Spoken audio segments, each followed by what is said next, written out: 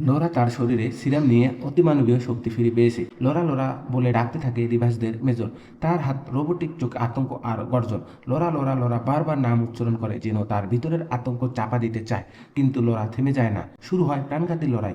রিভার্সদের অস্ত্রধারী সেনারা একে একে চারপাশ থেকে ঘিরে ধরে। সে তাণ্ডব শুরু করে, নখ দিয়ে একের পর এক শত্রুকে ছিন্ন বিচ্ছিন্ন করে ফেলে। লোরা এক ঝটকায় মাটিতে পড়ে থাকা একটি ব্যাগ কাঁধে ঝুলিয়ে নেয়। চোখে আগুন, পিছনে তাকানোর সময় নেই। সে দৌড়াতে শুরু করে। রিভার সেনারা থামে না। লোরাকে উদ্দেশ্য করে বৃষ্টির মতো গুলি ছুটতে থাকে। গুলির শব্দে আকাশ কাঁপে। গুলির বৃষ্টি ছিন্ন করে চারপাশ, কিন্তু লোরার গতি বিদ্যুতের মতো।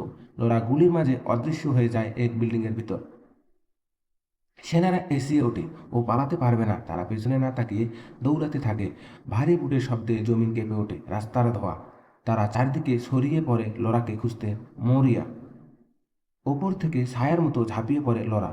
সে সেনার কাঁধে ল্যান্ড করে, নিমিষেই শেষ করে ফেলে এক সেনাকে। ঠিক তখনই ঘুরতে যায়, কিন্তু এক রিভার সেনা তাকে দেখে ফেলে। তাৎক্ষণিক বৃষ্টির মতো গুলি ছুটে আসে লরার দিকে।